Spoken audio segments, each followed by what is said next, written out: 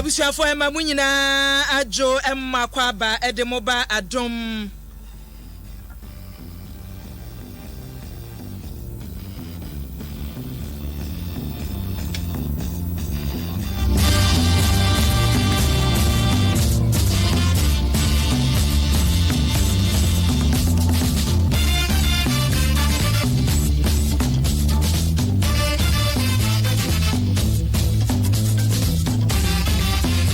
so say yade bani ni sujumedie eba ene anwumre bosomi ye toso mienu ya yesimu hyehyehe ensama hodo ye bomuo ene ya manyo na ye gusu achese ye pri bomuo ensama hodo ya ekoso na busia na sobra so se yade bi ebrewo na ne ya wiame ma wunya ne nte yesa kata hye ne proye ne ekoso ne akoso asenie ya akoso ebo UK manumu US manumu ne fa o my Ghana ho ena yesi adwana o mayi chefa ye egbomuo no abusia dibi atudwa eti sabre se yesi adwa ensemu akoso wo UK manum na awotwe atwa mu na wieye eba se mo nsensem ya chesa ye deja na abusia enne enu bi na ye de chopono so ne yahwe aloyafo akuku da mane asase afiri ena no pai eye dwaso nsem dwumadie so wate ne aloyafo ni bi di atudwa nsem awodo a ekoso ewo mu enu a abusia enu a ena ye toaso na yahwe evise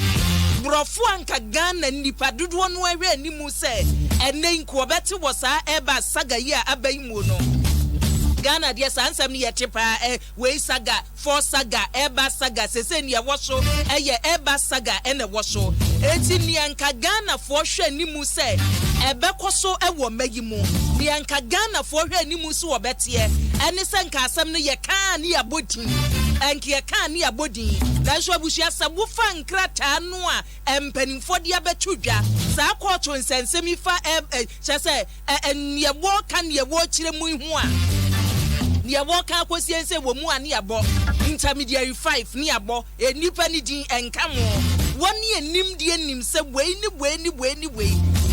intermediary 6 na no so ya tronisa 7 ni ya tronisa info din ana chese ya bobo ne pon ye dia cheche nkratam ne dia tudwa abusuan nanwumre yesi adwa na ebasi hu nsem no ye ba besi ne koso anwumre wo bani ni sujumedie so efisa wo mayi katahye ne proye no o mayi mu de empanimfo se ebasa ye beto aba wo mayi ya to aba wo mayi mu na hu sa ban bi adi nkunimu a eye ahwe won campaign messages so wo de ba no katahye ne proye de eye wo bia ni major issues ye ka issues o mo de ba issues abo mo de ba ye campaign amamu etoso na Fourth Republic ye wo mu no ene ye free mampani dada Rollins abreso mampani dada John Yekum Kofo abreso obi ye bedi akonwa no a wo beti na me ba katahye ne proye metu ase katahye ne proye metu ase mpanimfo ne ba wo ye bia na katahye ne proye da so ewuru so enti MPP aban yi die ya abode ba ye se special prosecutor be bombe boa me atumi atu ase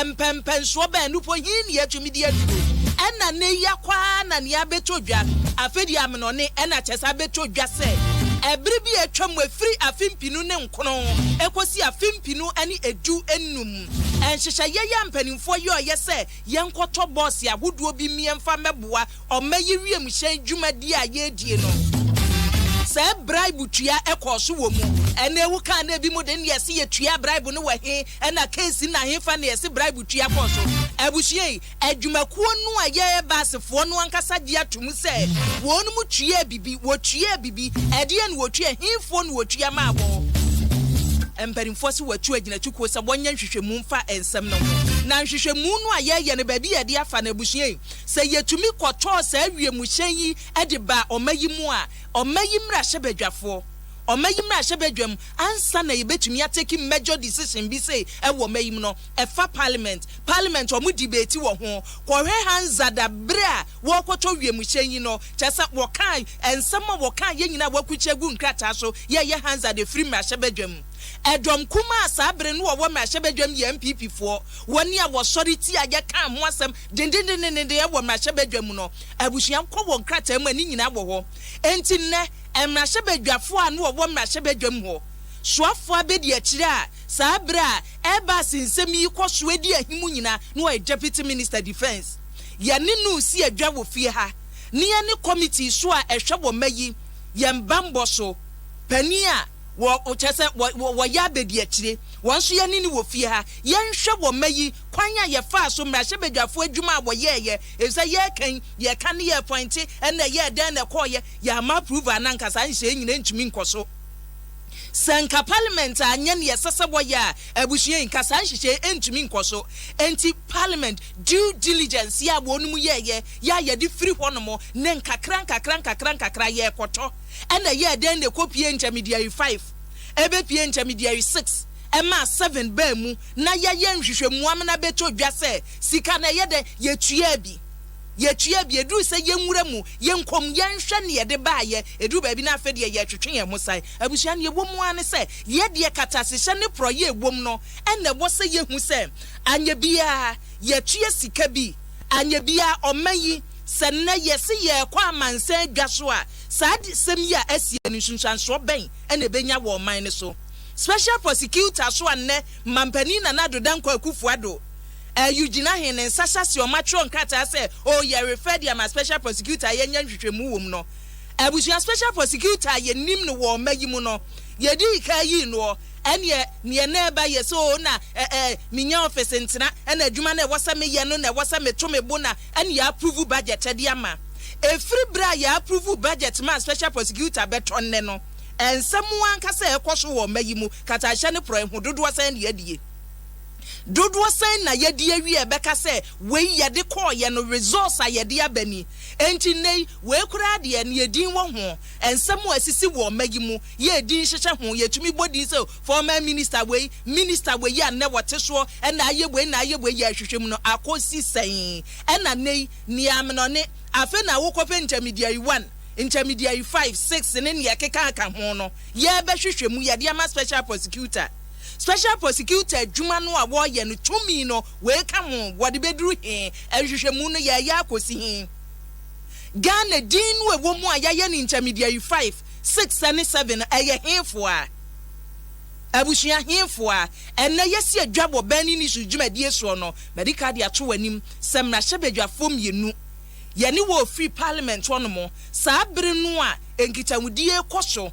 efasa ebasefo wiemuhyan ya yekoto ye no ho no ye kama ni kosi sen ena ye dan ye bepie sei ena nenie asiasi abusuani nyina katahye ne proyekon ena wosebo man no sa asem bi se beto ho no mo a bia na nya nokora ya hwehwem sa ya nokora so a hinfo ne nam wonsa so ena sa ne mebe because date ne de se din na ya ma date ne de da honum from 2009 to 2015 eda honum ya ne wo fa enkrata no wo kom wo kan bi a wo behu ne mpanimfo no watwero ene ne waka kosi eti ne bani ni sujumadi so abusue ya de ani kyerem ruling ya abansam a ekoso kwanya ye fa so baby e sase ne baby a yeduru no ye koma nwumrei e wo dwumadi so enwaseda ye de ma lomo bites alomo at 20 na chese mfie duonu nie alomo bites ba ye no chese waboa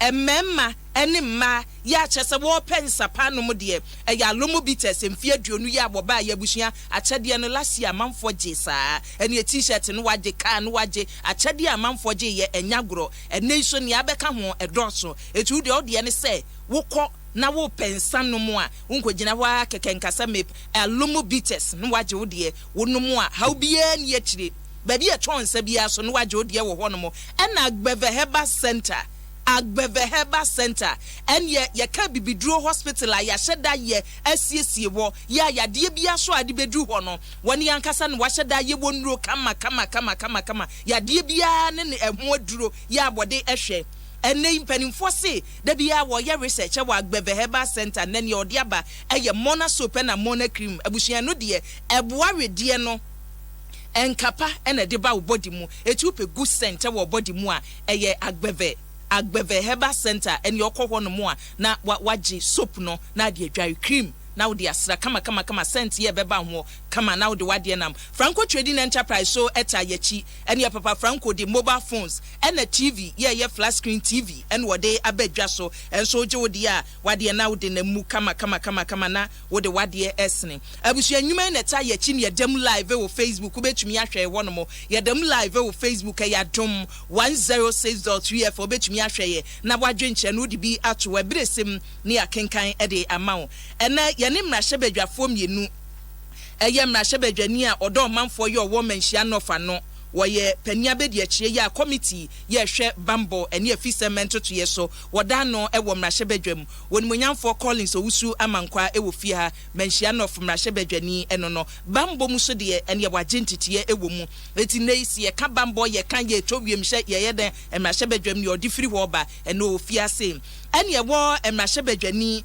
ya wo no aso kane no ye soafo abedi akire ya no wo hwe wo mayi ye bambo ensem so onimonyamfo oklitete labi eso ewo fiase ya ye ne emrahye badwafo mienu na esi adwa enanwumre na yahwe Airbus ensem saga ya betodwa jamafi bia no asembi ebetodwa ewo mu a 2016 ye beto abane na sabre no for saga ebeto ho no mo ena nu hurumu enu adi obi ko opposition ena nei ni asa beto ho no munie eti abusua anwumre ni eye kom no no yankwa homa so ni ani owura Paul Boatin CEO ma Africa Center for Security and Intelligence Studies Central Komo ewo nsem ya yede twedwa ya eho na yenhwe report ya aba ne nsem wo mu nyina no ye baba mbomu a hin ye kan kosi owura Paul Boatin majo akuya mejo so boko de obade adaroma yehoye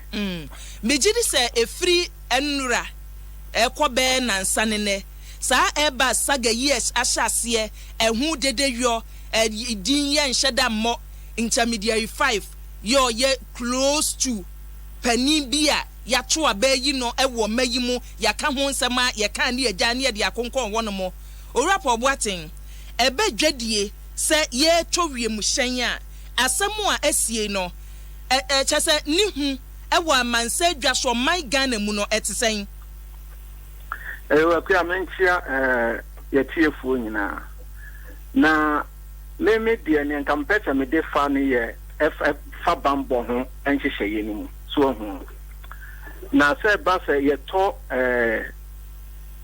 akoniema ye de bema oman no adiabo nsase ye de bema sojafo abo ho ban na aya na eyadi ya pe se o ma won logistic support na enu na ma wo mu etimi enya ahohare bi na boni bi asia wo mu atimi akon e de aboa oman no na so bia nso no ade ehia no pa ne se obekon age ne man enu nti mo kwan ye ka bi se won defend sovereignty and territorial integrity against infancy ye kamfo no mo intuition na nse ye nsema ye kokoko so atwasia ye ho hana osoja ni bia de ye na sede se obi defend ne man e mu hia akode enema ebema na timi ekinye defend wo man no sene omope enu ne nso eba fa ebusu omura so ho enti no ne me hwe ne se well lawyers na ka omode ye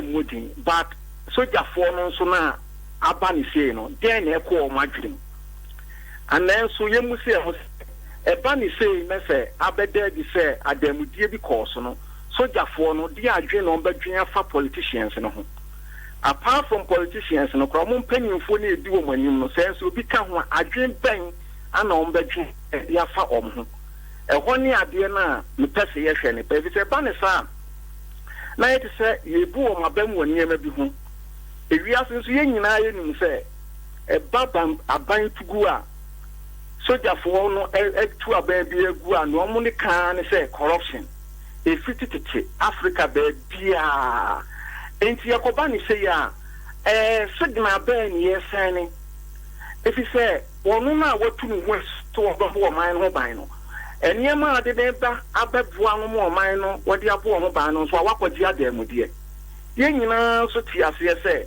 ade bia abegye adamudie wo ho bia anye papa nyina ye ta aka say road contractors bi no ge 10% o tena ye kwan na tutu e ba ne say wuntim keka ho ase bi say wadi adem de enti na ho no na wase ye hwe eti say no gidie pa sojafo no wo ema politicians no eto sini kura ana saa asem wi aben so mamom ye mfa me trawa saa e wo say hwemu kom na wo bibiala oyi involve no asotwe bi esani bia no ye de ma no se ne be ya saa eniema ye koso na bambofo ni fin say politicians ne de ma fayefo if you say mo na mo kan yetie mo na mo hemra no mo na mo ma ye nsabi ne de be koya no enu nti no bibia be ye bia no no ma ye no wata e ba sa de wo hia obi ko mu enti dwumadie poten a wo so mu di ma o man no e ba ne sa no o mo nwenwen enti me tiwase a owura Boateng waka sema nwumire yo se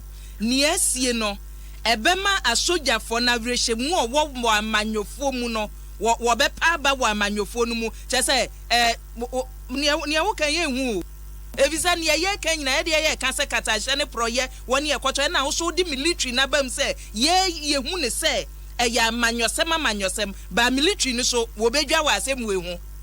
Yes, akuya te say wo ti we mama wadwuma say ye dwuma ma me wakade e wasenye ne ma mfa kade a efeso mbo a wo de menka se bia wo mo gi adam di enti na nanse wo malupre ba akokɔ tehwe no but wo bi betimi adwene saa if so bi bia wo be ya bribe be ba ho bia no aya enye quality so ho if say sesika akuya obi bia le no be business a obe ba betu ya bribe a won ni sika wo enti nipa na wo no wo ba na wo betu ya bribe ama wo se to me disika yi ma na wa dem di enti to ja pade wo ma wa srafo na de no wo ka kyerɛw so what you say asrafo so ye nkofo bi a wo mu ni wo mamu a investment in kwan koso so ko woni bambo a pa na ebe wo krum abedija pa na ebe wo krum abeye japade bi na wo mu so wa mu woni ma ehia won fata even though mu ntimi ma bonte mekasa na so bi di boni bi si a on be hwe ma edu afa wo so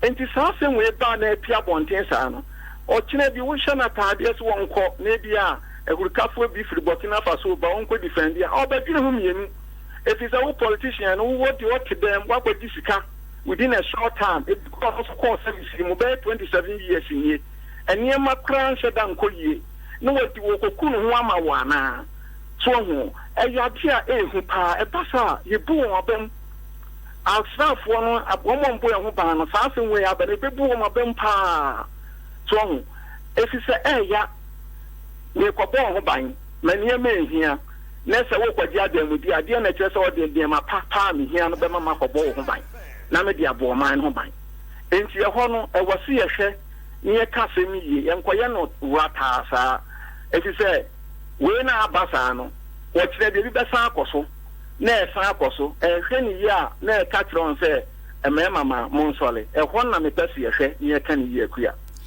enti no ne yɛatie ne ne yɛhu no sɛ wohwɛ ewom se ye modin ya chese intermediary 5 ewom 6 and 7 ye modin eso hwe ba bia keka kono a from parliament ya mrache badwafo be ye ho adwa bedi ho abobo kosi si e beto no asa amanyofo na di animu bambofo no wo mu a animu woni edi animu no ye hu nipa nti ye ntumi nka ba from wo security adwen mu no sanki ye bibi se ya ka bambofo no momun lidi ana maybe Satabia would tell me, me say, 2 million dear politicians need to prepare now to sell them control bambos for no.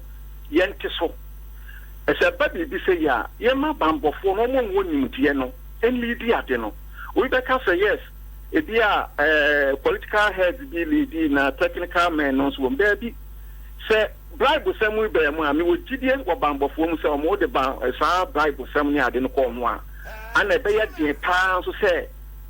Benefit nya kukudu so wo kobema campa na se ebi a me share campa akopo panyi bi no wodi adamudi ama no mo hu ayukra na eni nyina fa amanyofo ni so enti ye ma wo mo mbo ye ho ba no tumi na niema bi wo ho mo hia no ye ntimi ma wo niema o betimi bi atoto oti ase me no ma so je se betimi kura na senior nansen a quine near my construction near my degree no yen go to scam one cafanye near mon saquaniano.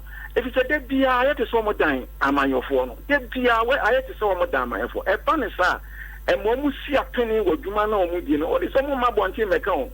If we have to say, I will call or move barras warning call phone for more mudia. One will to me can openly because you say, Bambo Jumano, and Mlane, and I'm say, to me, why my penny phone in Tino. A banisia, wumpo no idea, but one not here. Motivation no enkoyi papa morano sheda reduce eno ho no e wase ehwe ya nhwe ne ye ni anka na se be ba ne se no o akina bi na ye saa bambo dwuma no ye toto nase ora watin me do be si anwumre ye be san ba mu akire mate yakuya abusun ora po bo ate on de ne de ne ye bambo eju se ba bia wo ka ko nyina no wo ka ko bambo se so oni soja ni ye ade no wa mena hu no kora no ewomwo no na ekoba sa akire ha sa ade no kora ya tode abreye no kata hye ne press o ma diska ena o mudi we na abre wa nhwe yi a na enkura nhye ne abrehye mu a sojafo no wo ewo amanyofo mu no eso otini edika no asem no de wodi ni nyina atudwa me atumi atibi medical de ato wanim sem na hye badwafo mienu ena abusua anwumre yi ne won esi adwa kane soafo abedi eche ya na wo hwe o mayi ye mbambo ensem so ena won sene mesi ayi na kire no kane soafo abedi eche ya na wo hwe o mayi bambo so osaso ye mrahye badwani onimonyamfo Ebenezer okrite telabi ewo fiase ene ye wo mrahye badwani ma omanfo ya wonso wo Menchianof ono abo telabi ono ne constituency no menya krobo lower menya krobo ono abo ozo boni tim ko constituency ni hia no papa constituency ni hia no ene ye wo omuni ho ena okura de say no omamu wahu delegates amu hu ho ano na aka ne otew nchen aka unua obi se wakwadi okona unuanom eti aka Menchianof ya won de say wogina akono Menchianof so mrahye badwani yi odomanfo ye wo ho no no vice chairman med defense and interior committee onso ewo fiase mpanifo mmakwa aba yeah boko de honorable ma mesha say enfri so honorable Collins enne mo ye press conference MPP amanyoko mo ye press conference bi fasa ebasi hu o te hu asem na asemisa ba ama enei Eugene Ahin krata ne Sasha si o se mampani hwe na asem no ye de ma special prosecutor onye hwehwemu omti ne mo press conference na mse na asem foforo be bio na wachiri mo press conference na asem ben ya na moka efa e bas ne hu bio o me da se ebi why ma me fa kwanya so na me magana fo nyina aju na Menchianof adehia omutie ye through internet so the American say Yankopon share bibia me chia omunyina MPP aban any MPP party ya state your position on this year Airbus SE versus serious fraud office of UK ye nyina ejitum say year Crown Court of Southwark United Kingdom omodi ababe tudwa the friend no DPA no deferred prosecution agreement no the ababe tudwa say ye Airbus CEA omoye plane makers Europe dia ohwemu pa dia eba say ye wiemhyen na ya ton wiemhyen a broni beka say omoye giant a chese omodi mu akotene pa yi na akwa ba say SF na wo UK no omo investigate adwuma ko friend no Airbus SE wa bra ebebeto odwa say the year 2009 to 2015 omo omo ton wiemhyen no omo ton ye no proya ne kankan ene krono bi ewom the senti na man be enum ena ebeto odwa say Airbus SE foi wo mo hihye won funum na no mu na ye ball Ghana for so ye din ewo so we are mind bit say Malaysia, Taiwan, Indonesia, ne Sri Lanka omo nyina ya aman omo yabobo won din na aban no yabobo won din no aban bit say Indonesia, Malaysia, we Malaysian Anti-Corruption Commission omo meneo ka say omo institute the friend investigation say omo trigger process na omo je nkrofo adwenche say gentina e ma say bi kronobo no e course so sa Sri Lanka na say Sri Lanka so omo so womo meneo ka say omo so ababontene a omo so ahye omo hwehwemu ase na Ghana ban so ete asem no Ghana man panyini wono so anaso na wa make a referral to Office of Special Prosecutor say on here na on the counterpart omo wo UK no omo hwehwem na omo say they say a judgment na aba to omo fan krata no na Ghana so no yedin abamu a wiase nyina animu agu ase a amanfo do omo say tenetene ye so say yete ye man yi mu no aban panifo krono na adamude no omo jeje say yesi ye kwa akoto wiemhyen de ama asojafo a eno nti na asem no ba bi ababa bedru no sisi a mene wo kasai eho ne gina na emom no me bana mitiu na wo keka intermediary 5 ne ye government official 1 no ya coding crofo din wo and pen forcing say one nti ne echedi from where I sit me nua panyini wo ha I deal with intelligence agencies and I know say investigation e koso teach you on say we na SFO serious fraud office those are my code because if any pana wo ebi1 ke bebodin anti age bas abreki abomidin so the picture no and I hwemu a say high ranking elected government official or officer ote nti afei na obia to ordinary person no ye be decode ni a on mask nipa ye kana sem no ba wonyin ni se emra kwan so mra na eye na dwuma se e wo se ye mfiri ba konkom yenu ni ye nya hwehwemu ansa ne abodin no na emom se nka ya anti agebade anka bebo ni din na esa se nipa kro no ni dibre wo suru nti ne empese ye bebo din from ne wo kani ba na emom omunim omunim omu ye hwehwemu ni court ni nim SFO omunim edin no na edin no be kan afidie bi so se onyomtofo bi de ke wo se ma memfa mensa nwo wani ansa no se wo ya langajo a otie ye nye nkwada e wokromu ha na se bi kenkan so ayete ase enipa omo refer to no aye Ghana man pagini dada John Dramani Mahama enipa omo ka se intermediary 5 no eye ni nua a ye frɛ no Samuel Mahama esan se book a oman panyini dada na nkasa efa pen etworoye sa book no o describe ni nua no sa pepepe na judgment so no a describe intermediary 5 no pepepe ebra ya wonya mfie nkuno no ye de no ekọ inyiresi abrochiri ekotena ho ana woni nabusua no omuntemu atete na onyini ye na oba ni nua no mo na ni nua mo sa akokan ne ho no o ma describe the pepe entu ko he my first good guitar no ye wo wadwen na ade kan na se if say intermediary 5 no read the judgment no so read the judgment na me nipa no eye why be Mr. wo free manya ya wo no no free muntem or lose contact with nebusia for me pacho Mr. Kan if say ya kan judgment no na me so me kan book no oh Ghana for passem no muatia ya mo ntie mu ye Mr.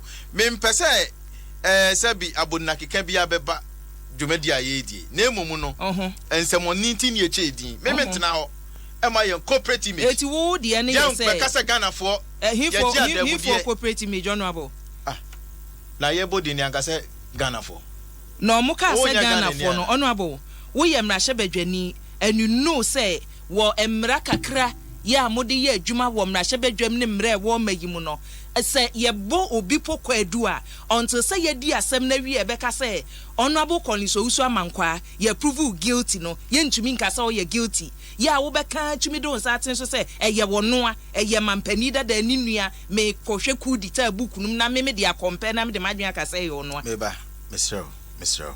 Mo ma ye ntina ha nu no ye ho ne ye nsere sebi Ghana so nche aman ye bobo omudin no hwe o judgment nini or say intermediary 5 is a UK national born in Ghana. He was brought to the United Kingdom as a young child and lost touch with his Ghanaian family until the late 1990s. He had no prior experience or expertise in the aerospace industry. A CV provided to Airbus in 2011 listed intermediary 5 employment before 2009 as an events manager for a local authority, director of a football merchandising company, and facilities manager for an estate management business. And no, you can 5 Ghana Merchandise Company Limited. Nature say what yes. Now, yeah, my first coup d'etat, page 260. Obia or to book ni bibi. Abi book ni obi. Obetimi e bi ho na wakenkan. Say na Omanpanyi Mahama Ekasa. Or say there was one member of our family with whom Dad was especially interested in reconnecting. Ne papa sem na no kan you. His son Samuel. When Samuel was 9 years old, Dad had allowed the headmaster and headmistress of his school to take him to England with them. They were a middle-aged couple, childless missionaries with whom Dad had become close. They were fond of Samuel and wanted to oversee the remainder of his primary education in London. Dad, who always wanted to ensure the best education for his children, agreed. Once the couple arrived in London, they fell out of touch with Dad, and he never saw his son Samuel again. London was not an option for him. I still had hopes of Uwia okokan conclusion na oboni nuani din Samuel Mahama eho ena na o kirem obi owo book ni bibia amfa book no no hwe conclusion no o describe ni nuani wiye no o kirem uwia na hwe judgment no na hwe description na vivid description na eye crown court no ade to ho obi nkan kire wo se na nya bia no me nua bi na 9 years ede ne ko London me nua bi a oni nimdie wo aerospace industry nim ne dia ni so events manager. The same description a court no de man, the same description and no man Panyin Mahama so or the man nua no in the book. Then again you come to government official 1 where was a high ranking elected officer. If you look at our governance structure, Utie, me parliamentary candidate. Omanpanyi Nana Akufo-Addo na oye presidential candidate. Se odi nyina ye to nsani ania. Emrahye badwafo anom ye parliamentary candidates nyina no. Presidential election eye one constituency. And so in terms of elected no, president eye high ranking. Near who can no speculation say me jidi say educate also say speculation who educate government official 1 no say near who can ya be kan intermediary 5 no say media compare my first school detail me jidi say ye we and a government official 1 no so sad dia ba say a constituency ye can na be ye hwan honorable me pa chow me ba Mr. report you must have na can report no ya modin wo me ba oh Mr. ya kodi dibio uti Ghana for say hwan mu na ye bo mu di enya nu nti na mampani si ye nya nhwehwemu mu no honorable ma me kan chiro honorable sa adwuma we eduro bi anka dem me na catch a duro bi anka dem ne kasa same way so obi e be body defense a emfa me na me catch o asem way e da na asem kase asem way bi na ema CPI omo the corruption perception index bar near place Ghana say intime fight corruption because Transparency International for ti abrochire omo local branch BT say Ghana Integrity Initiative na omo the ranking aba na Ghana na egu ye ho fin.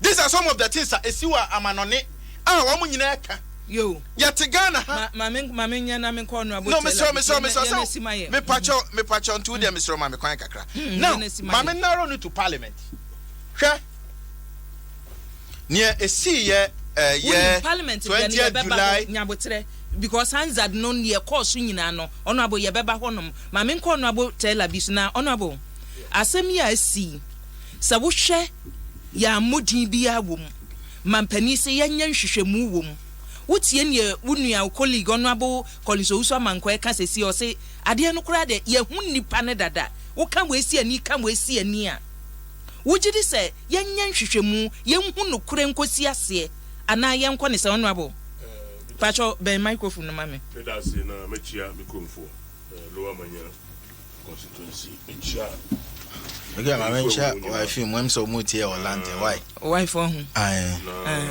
Mrs. Belendo Owusu amanko o mutie Orlando ayo my attention say mechia o mutie na che so mutie o GM radio exactly yes o mutie ti mechia busuan ne nyina mechia Ghana for na me sure honorable na oni wo form about the weather small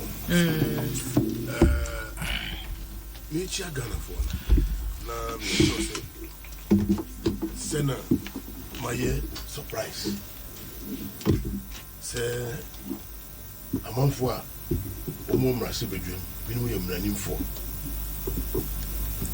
asemaba ohwe court judgment nearby omanpenyi say omonko a further investigation na mrase bediafo any mranimfo akwakoye press conference pointing accusing finger at obia ye money din ewo sa judgment team na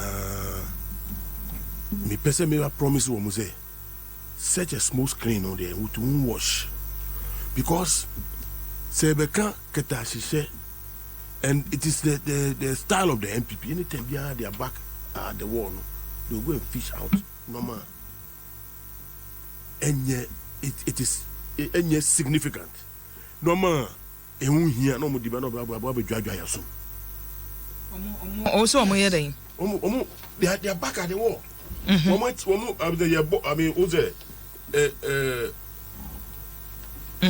are losing the fight and it let them just bite anything because I mean somebody can just say oh they don't even trust the president say because President Hormono a clearing house, they don't even believe that the president what he has said, he meant it. And that's why they had to go that, mile again and go a press conference and try to tell the president who also go investigate it. What's the logic in what they are doing? If indeed you trust the president, Muna Musuwa appointing special prosecutor. The thing that we refer to the special prosecutor. No more say about our booty. I'm running for. These are the people who believe the rule of law. Now, in any case, he's trying to classify officer one. No, me sure say or court before, and I say I call police station SBT. They name them. SBT 1, 2, 3. And don't say Baku more important than the other. And it is a more classified no just for identification on my year. Now because officer one into the president there. And also here. But what I'm saying is that why don't they wait? In any case, Minia, okay, judgment. I'm so what 10 at the end upside down. Oma 10 judgments not upside down. Listen to me. Okay, judgment. Did you hear? Say almost say what do you call it? You party the price of the winner now. Party the price no of the plane now. Piling party say be omo di bi kan ho ana. Omo di bi kan ho. Yes. Oh please. Please. Judgment in nim say omo di bi e kan ho say ya honorable nyabotre honorable obebem I sat down quietly. Me trans quietly. I just said you okay. Honorable, who will be a show? Honorable Manqua, who will be a true. Honorable tell her to us. Honorable tell her to us. No, please. You had your time. You said, okay, the other can you know, okay. First, bet you. Masa, look. Honorable tell her. Masa, what I want the NPP to know is that the people of Ghana have not forgotten PDS. We are still, I mean, PDS. You fee moving pina. You fee. Nancy. When I must confirm one, I confirm it two. And then the heavy duty equipment 500 to be 2 every Ghana animal. Heavy duty equipment. ISCZ 500 plus 8 to be 2 every Ghana animal. But honorable, let me tell you something. They say. I'm coming to that. What they are trying to paint will not wash because the people of Ghana also CPI corruption perception index. It is because of some of these things. It is from inside. If you a government official, you know TV so or Jessica bribe, right? Audiovisual or bribe, right? They see it. Or bribe, and as I speak to you today, or that's work. Jubilee House or Juma, and at the watch of the Nado. And then minister to be catcher and say, yes, easy, meanwhile, what Mrana, no say, yes, easy equipment now, right? You work quite so edify. What besides equipment? 500. And what if two? I mean, I done a sofa. Besides, I mean, the sofa paid. I mean, with the 2 J1 solid, right? Now, I vaporize it straight. Now, call you. And what you know, Jesus Christ, let me tell you, say, our Bible, say physically, no. But honorable who is saying, Muna Mampani say, and was so no. A babua, my yet to me, and we are saying, honorable. The woman ye, the woman ye. You think, sir, I mean, say, if it is anything to go by, say, as I'm not there. Or must say, as nobody assassin, no. You mention somebody's name, and then so who go here? No, Mr. Mumfred, say the old country of Mampani. Dadana. Say now, Uncle Freda, Ghana, Haramono. Why never trusted the Ecoson? When you have, I mean, you're sure say anything on may be ano. The press conference on me and Minim said another Unimubi. Minim on Nimubi. Because members of parliament, and me, member of parliament, communication of a member of parliament. Or a member of parliament. Na mampani yente committee ni nhwehwe mu na ye den na usa aka say mampani ni mu bi say the American say onimu anya the party daga what has he said wo mko ye no ma frɛ Obaka kire mo reprimand wo say you know wo attitude contention na press conference ni stop investigation na investigations no yes bibia yira wo ha no abo obi din from the same court no. What sorry akwa bo obidi no was catch the same people so call investigation. What are you talking about? And Americans say if they don't you see there are two things. It is because either said they don't trust the president because what show enough evidence there or no there Katachi said there over honuma or be white wash you rather no bullshit no as pay baby at the amount anything on yes sir na me can miss you say the president knows about the press conference. No more scared of the year. Press conference on me, no more. Don't scared of ever. And you're basically going to press conference. Your party introduce. Who? my friend, Mammy, come and say, I'm not Jadioka. So they make an but you see, in any case, who shared the judgment now? There is no indication. Our judgment will say, that you have bribe Eddie Ghana, official Biaji bribe.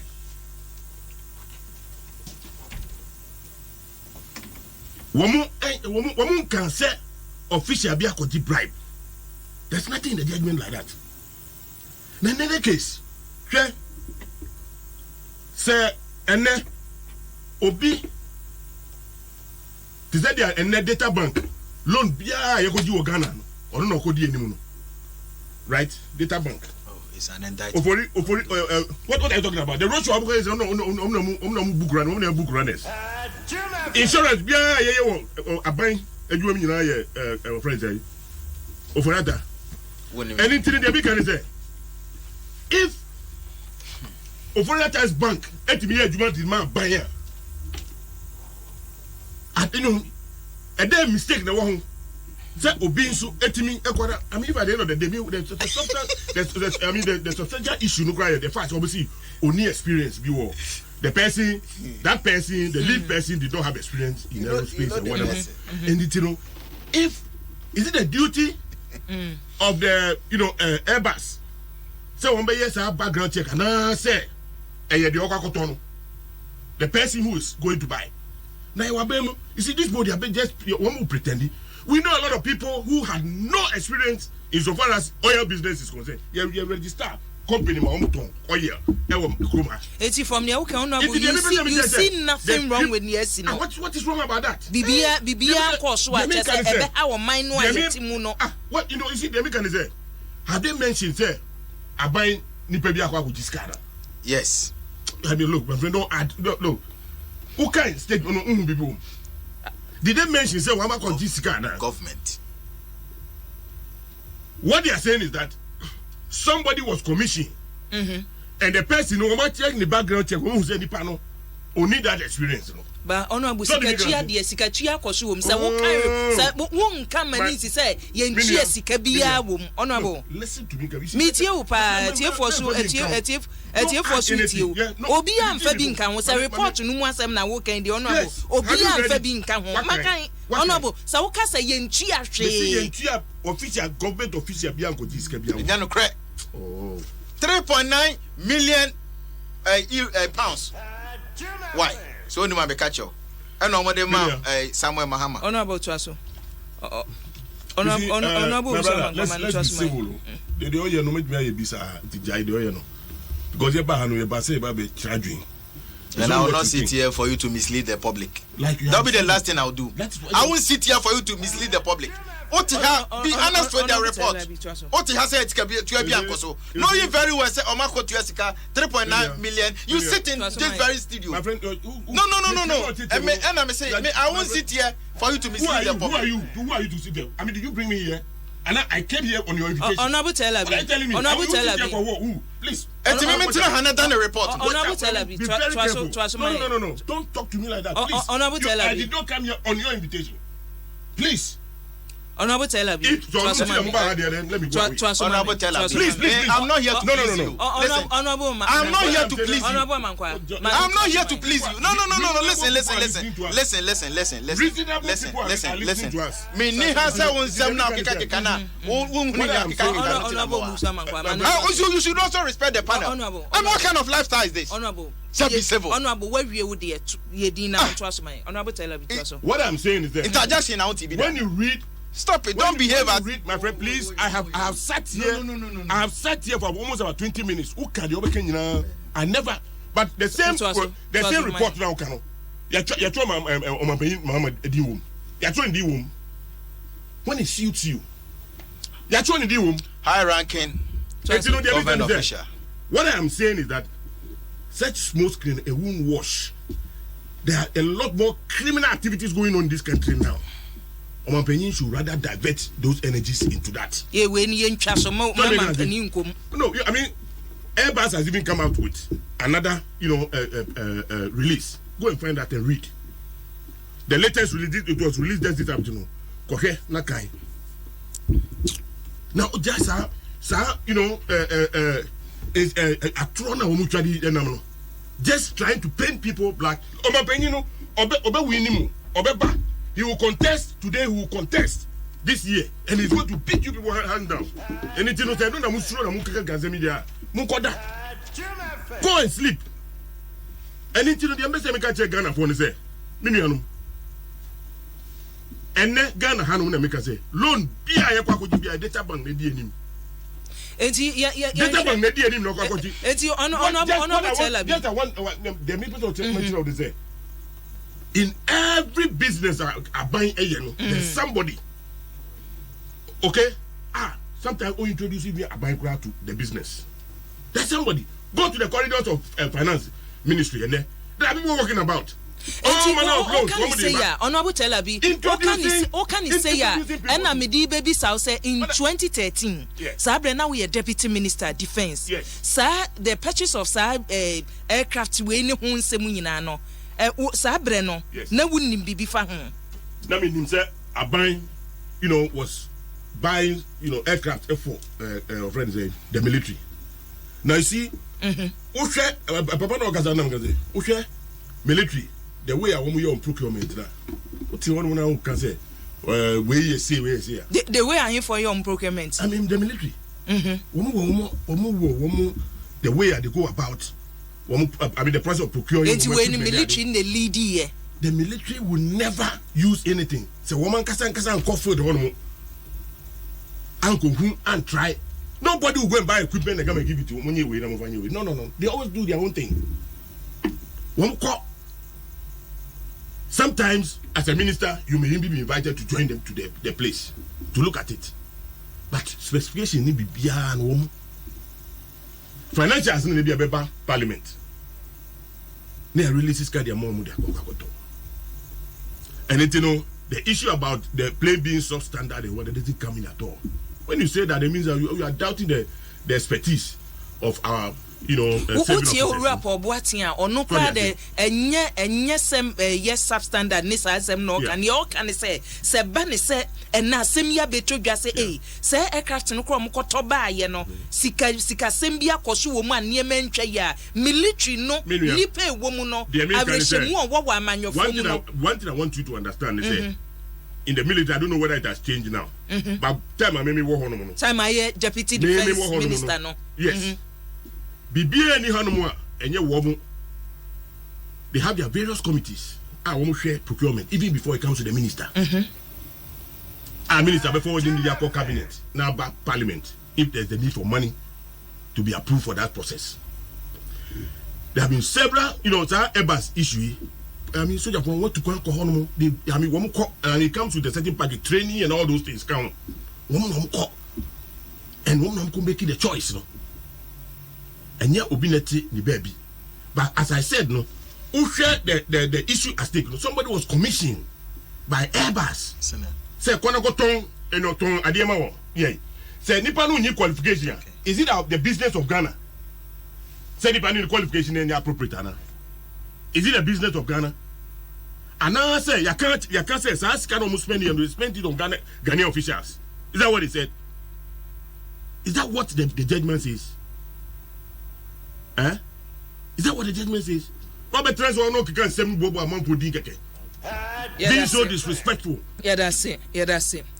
Abusia emrasha bedwani ma man for your wall lower menya krobo and yatin in kano unmunya for tell bi mamenko honorable Collins Owusu amankwas no honorable yensha sim free parliament senior na work no near what went into the purchase of sir aircraft when you see what parliament sabre no ye komna yenko yanim yo medase menuaba na mesre se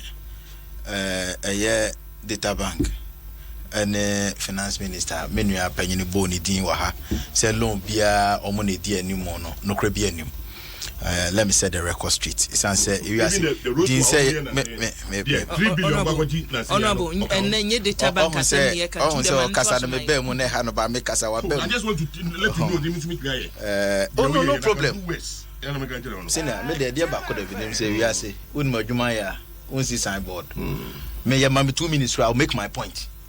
Make me the time in actual. The all can you want carry. Who pass over be indefensible? No. Yes, me who dream me pa. Say former deputy minister for defense. Hey, please don't look. Oti studio ha. A penti picture bi. Ti said your course won no kra no. Say bi na woni parliament. Ma many bisa o say enti eboa na agreement amode ba mra shebe dwom say yenje ntumu wo ho no. Sa abo no. Sa na ye ton aircraft na. Eno na Ghana for person mu no. Yes. Omo inflate cost.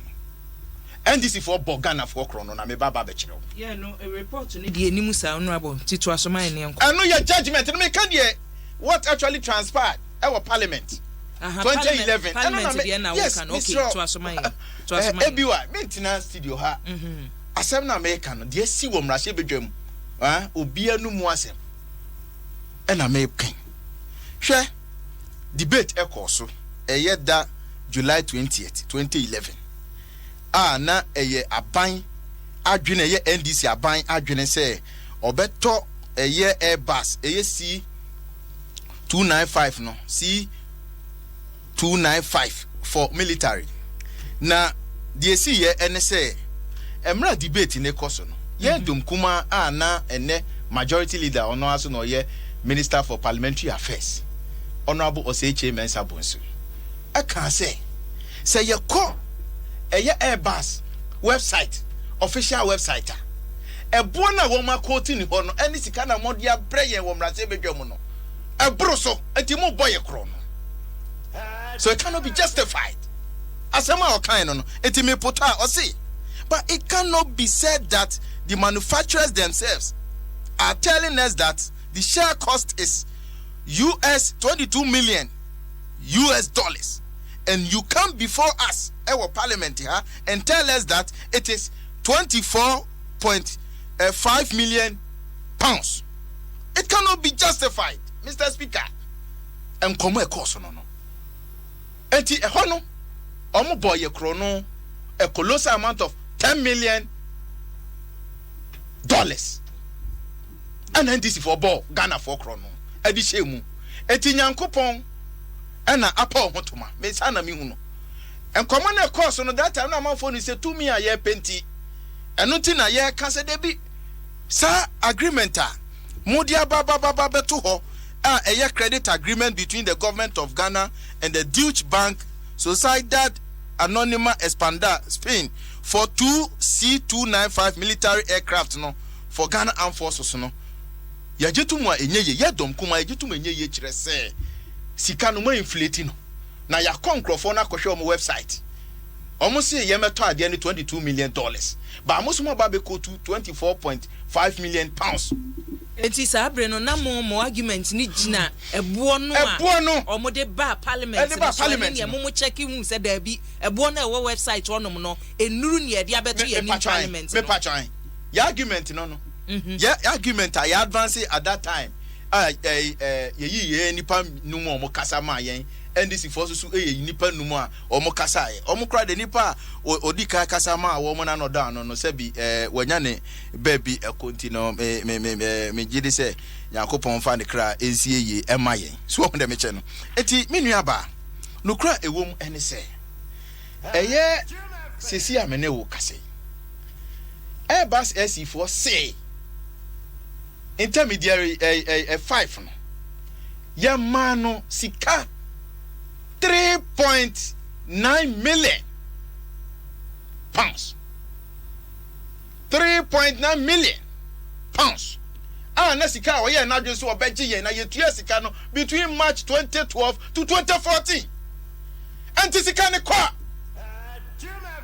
krono no onya Jesus sika no krono na ye ka ho asem no onya Jesus sika no okase obeje 5 million abrofo ne say de yetua de man no ni nti na aka de aka o se de soso man no enti mo wo api bi a NDC for concert bi no muti kromo ye me na mka kire mo wo api bi a mo they should write to UK court UK High Court Crown Court no mo kaka o masem say na MPP for krono ne ketasiche bi koso enti na yesi e begu o mampanyin mama ne yeku ne o mampanyin mama enimu ase a ede ne ebenya What do we see to gain? What do we see to gain? Oma panyini mahama. Oh, if you are saying na yeka no. Say what ti ho na wa ye wadwene say wo de wo nko a wo ne abusua. Ana ye ni nkrofo mu wo krom ha. Minua ne ka no or justify. Sank eye obi abeye middleman bi na connection bi akoso a. Eye ni nua. Ne papa ba ne maame ba. Asem na yeken. Because omo ma bi fa baby.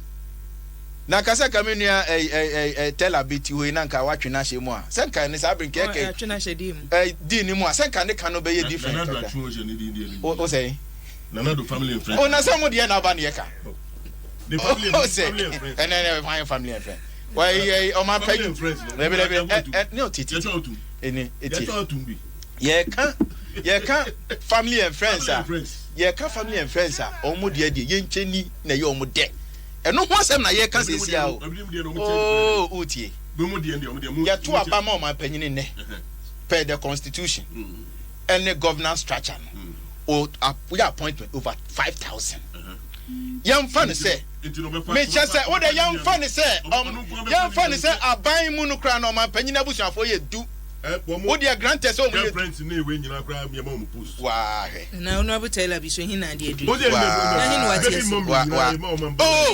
oh don't go there I'll go there I find dear mama what no find dear mama me see baby mama find dear mama what that be find dear mama yes Pumuma me puma ka kasa se we from and I'm saying me puma I respect Pumuma you don't respect too many in this country audio quantity ye gentle make one say Honorable Usama me asem no baby a akoduru ni se mampani se enhwehwemu nkoso special prosecutor ene ye de akoto na so wonye nhwehwemu wa asem we mu baby a ye de afai ehwehwemu bekwa akosi baby special prosecutor ye de asem na man no menua ba said na me allegation awo ye din no na din ni de ya tese mabobo din bebre ne muti opposition po mu kan ye aban ye oteso nipa ni bia diska ye ba ye behwed wa famra kwan so mo ba ye hu baby a mo de asi na special prosecutor di we akoka no me pacho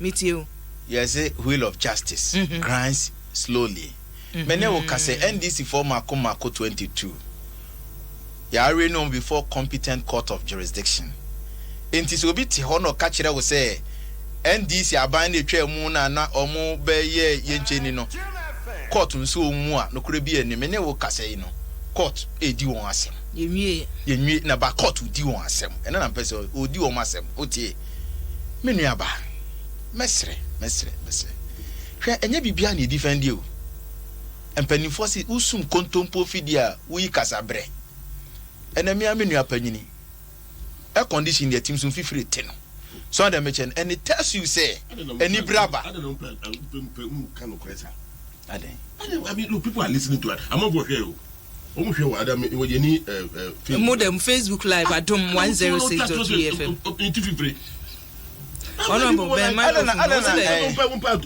what's it won't you throw out they can lie the man is sitting here lying that I'm sweating say o sweating a tiefo na o motie o ne no ehun say you are sweating and just say na kasa madam for no o kasa nyina sesa so na me che no wanya de code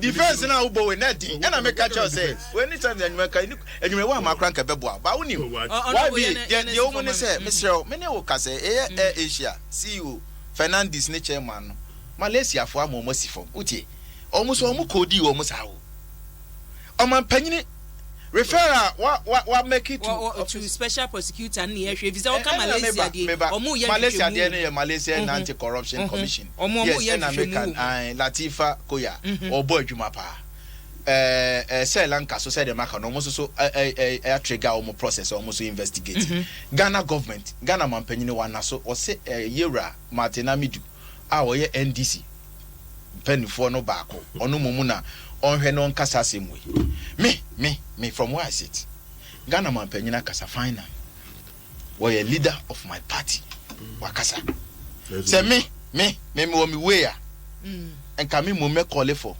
public inquiry na ka establish a commission of inquiry na ka ma panyin Mahama ni nuanom nyina person live na ka Ghana fo nyina hwe mu TV so ne atoto wa no say owura enti na wo ye chairman for Armed Forces Council na inside trade na course wo no upo wu nua amane na wu nua wo ni experience bia wo aerospace industry na ne dia ne say o ye events manager or organizing local authority ni ade no eye dan ana sika kese ye sei abrofo na tuama no a oji ye na anye bia no say sika no ehene ne koye ensesa we na nka Ghana fo nyina twa bi meme ye Ghana man panyina kasa de na kameye I come in my man from my office of special prosecutor crime money and koyesa baako for amane bona wakosha dem no aba be ka che se me koye me ko kan se honorable munyina kra mbetima bo special prosecutor visa ni okay dia so kita dance here wabu din na kita oni we nyina no me nu aba honorable hwe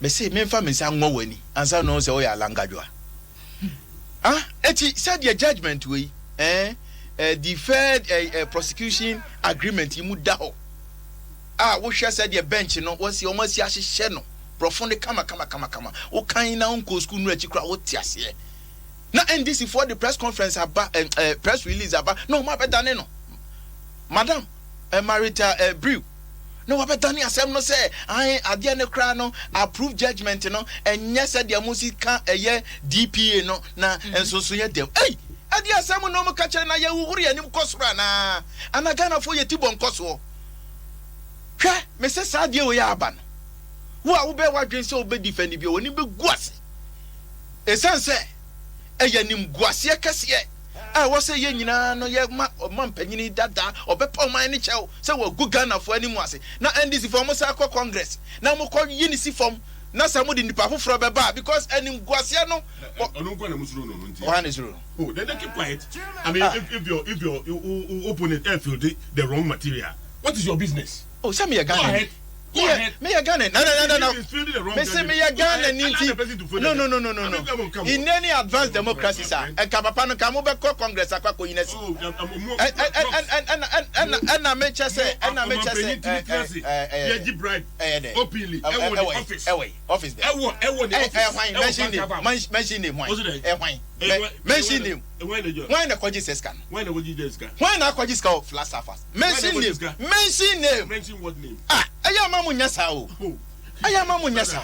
Ebuja for Yeguso ehaya drum 106.3 FM so Benny ni sujumedie na waso eguso awutie no ebuja fa adwenche ba akomienu na ye ne mrahye badwafo mienu a ene ye ne wasi adwa onimonyamfo Collins Owusu amankwa na honorable Telabi Yeguso ya ye ne wote na honorable ma fa message ma fa message ba no me dem get me see and then articulated truck e won tamai grader e won tamai F moving machines heavy ones wo nyina won tamai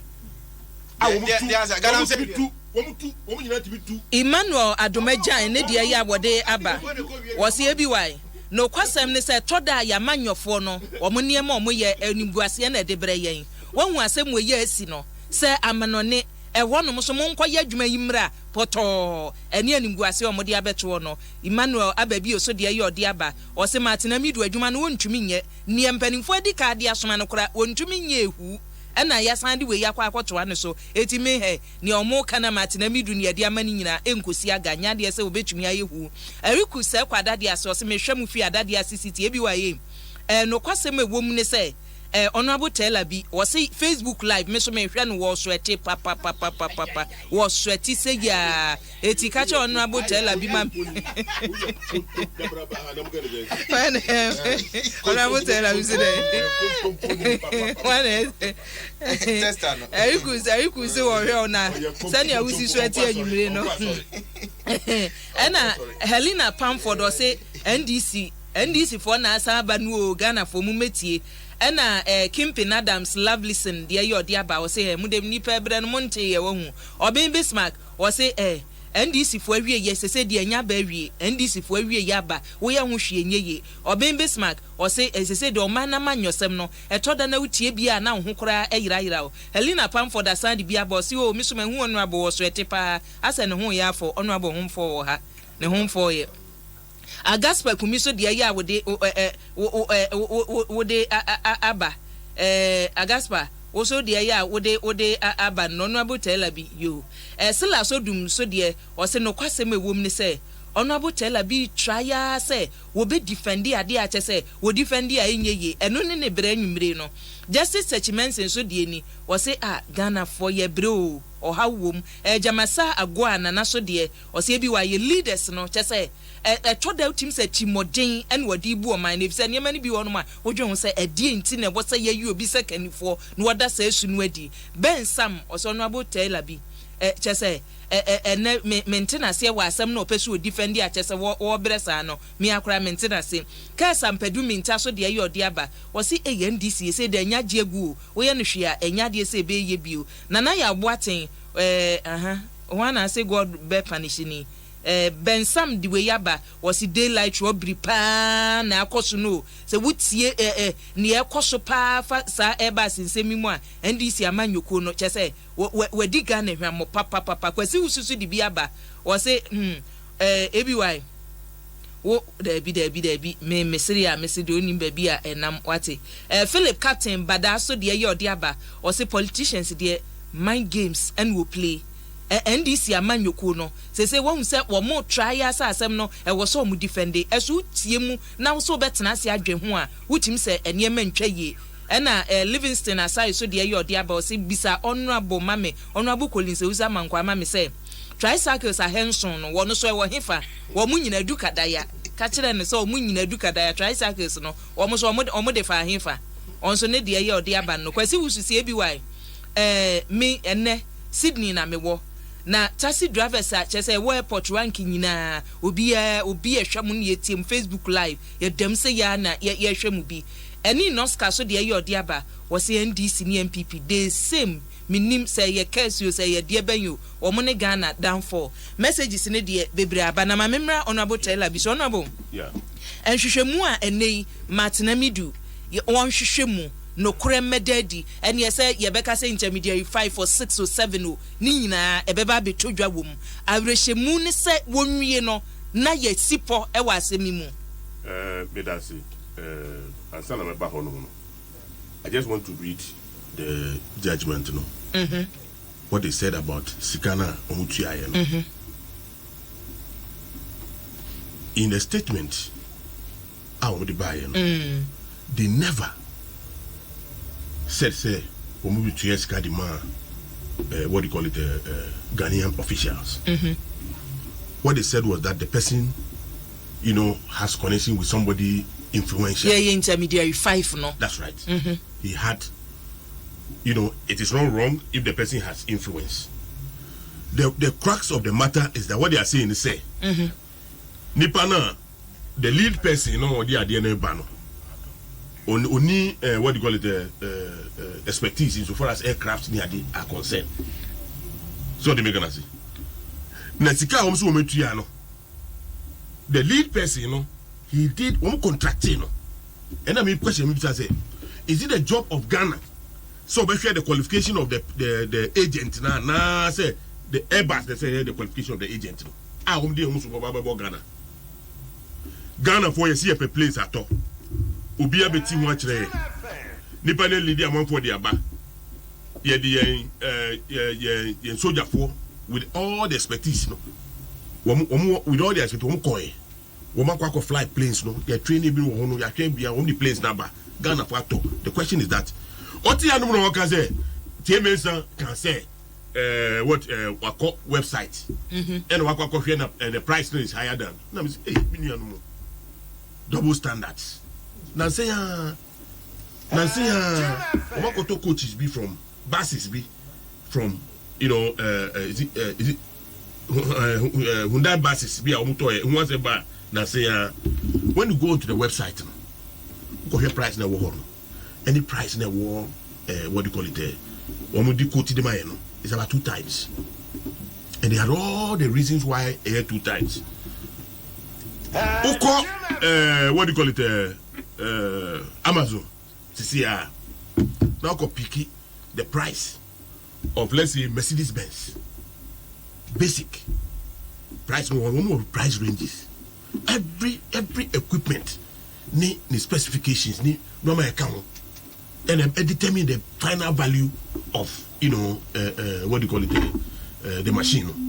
And it, if the whole component include training, you cannot go and find that at our website or you cannot go and find it there.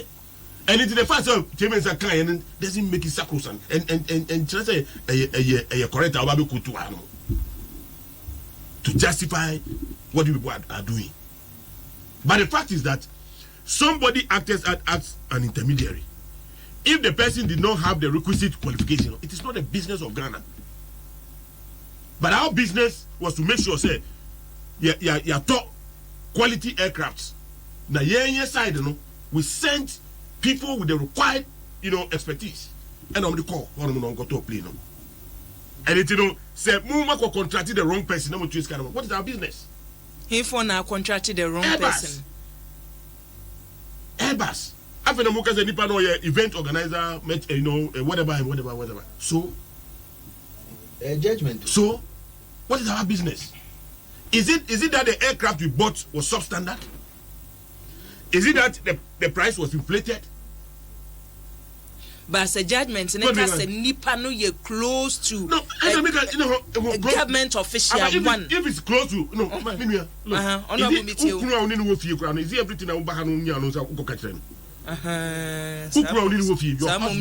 everything your husband granted say the person is close to an influential person in this country. The first said the person is close to the whatever, which means the BB or the commander. And only onim sikape, onim say the pesca. And only the use of money until said, the influential person never catches a pescado and what I will see. And into the main example said, and the data bank. Me see a sick beer, ono di anim. Enu nti na na mi bisa so ono abuwe. Se nhwehwemu nu ayese enkoso, ene ba bi enam no. And Americans say it's either they don't trust the president. But you trust Martin and me to say obetumi aye nhwehwemu. Me na appointing na. They appoint authority. And they see the way now. The appointment of Martin Amidu, who we have found fair near there. Look, near there up to now they are still touting that say woma ya bibia NC da woma appointee special prosecutor or no one Babaka just a government official as crime man adwuma. If they allow him to do, because they are stampeding him, because baby woma take his stance and then Martin Amidu kokoye bibi na oya investigation go something otherwise. What do we do with the statement of the from say adwuma we ya no so koye no go something otherwise. What will this my friend sitting here a press conference and then what would they be telling the board of Ghana? But they think that it's an opportunity to capitalize and attack the person of His Excellency John Dramani.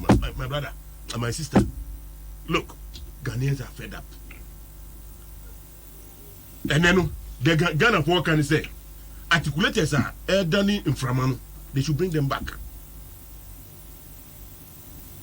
Articulators, truck akese mining equipment no this is aqua regia me no unim the headed nani gold no and no pen bit me nani no 50% 50% sulfuric acid HCl and whatever and a bit me nani some machines now yehu ni na done in tabai ako let's think about that. Be going in business, for the amount for Hanmo. Whereas even the judgment doesn't even say, I bet my kind of official be a sky. Now you think that, say, woman, say, official one, now can somebody bribe no man, I go munka. They would have said it. They would have said, say, he gave the money was given to what? Friends say, intermediary 5 to be given to the Ghanaian official one now cannot. But it was never. I mean, there was nothing to that effect. One can read the judgment. Please, I have read it. Makai, I don't know. I have read it. I mean, look, the Spanish company was the one that was the one mediating between one any agent, and the money was given to the agent, a commission. Oh, the problem is that nipa no ade say the nipa no go di anima omu ntua ne kana onu omu kra negotiate ye per judgment no read the judgment at the time no omu negotiation no omu negotiation no na Ghana for na ye ho bia na ana Ghana official bi go try one trans ho no it is a moment wrong judgment now you employ the wrong person now. What is our business? Our business is to get the aircraft. Are they saying that person without the expertise, influencing the quality of the Airbus, Nana? It's the quality in the here.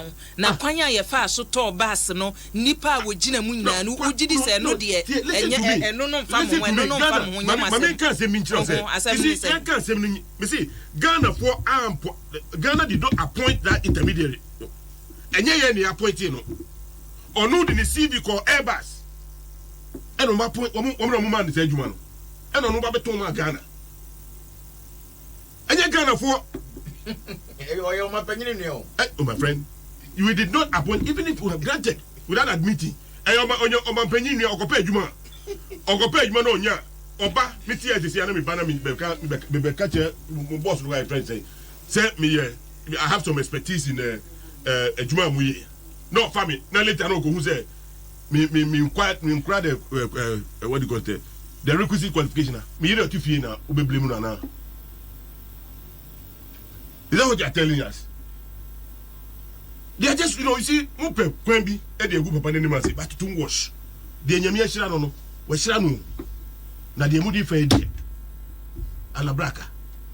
Yada say abusia onimonyam forte labi eni atene no walonya kwati ase enne me ho adwiri me pa se anye wo bia keke na former attorney general ye ma me Maria Chabriu opon ena chese watworo nkrata asa asem wo be defend wabra ba bia ne mranim adru se lawyer ni kese pa no so wasi asem no wo bi bo mudin ana se be fofo mo no wonti ase a ene nka UK court ho no mo a ena wo file wa appeal ekọ na ebi asem no ye kan ba bi e dey fa no na maami ba bi a ene pa de odi afa no wamfa mfa yi walanya kwatia ne de ye odi aba no wie na odi ato aso se onhwe na wa masa eba sisemwe a mese na dwuma waye wo my Ghana mu agi adidin bebrebe walanya kwatia eno no Master Red edi we Africa so ena eba wo se NDC ni JDM de omoye den corruption pansa corruption ombetumi adwane afiri hu no teso omudwane afiri mu na foforo ba sa eba sinsemwe 2009 to 2015 sabre na hwa nete so ya che say wuti omonsem omoka na omoka kwesi se omayi omhu afiri omhu so ne edadie ni nyina che say nanado ene wose wotena so na obu oman no Master Red anyway Africa so ena eba Salifu kaswa zongo so edieni wose emi nwanwa pa se beto sabre mampani dada John Dramani Mahama che say hwe kura mfiri ne ho maaye hwe mfiri ne ho maaye wakana no atum sa wonso de kana se woya de wo ye ni na nkwa beyi ano etu wo he fa se womma na asem no wo mechire mu se no kura se nya no kura ase wo ya doji bisa no chia honorable Hawa Kumse mamifuse ni Salifu anyway Africa so na eba esuoba ya ta kaswa so eni wose se mampani dada mama sa Ford nsensem no a eba ye no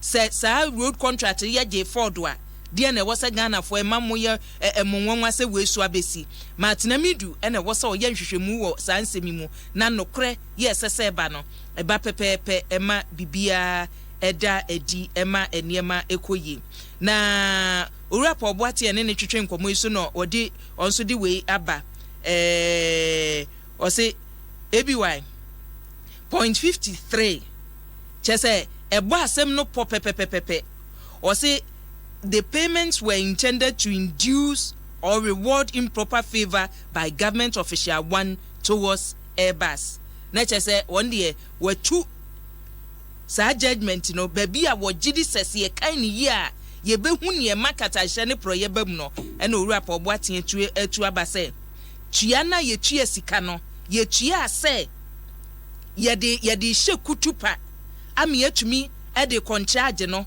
ama na se ya ma favor anuonyam bi aba ama nipa no a oben government official one no onso ne de no ode aba no Honorable Ozamankwa. Menuaba. Me ho adwire me pa o. Ministry Doson Kamesu ama me man Ghana. Esan se ye ho akem.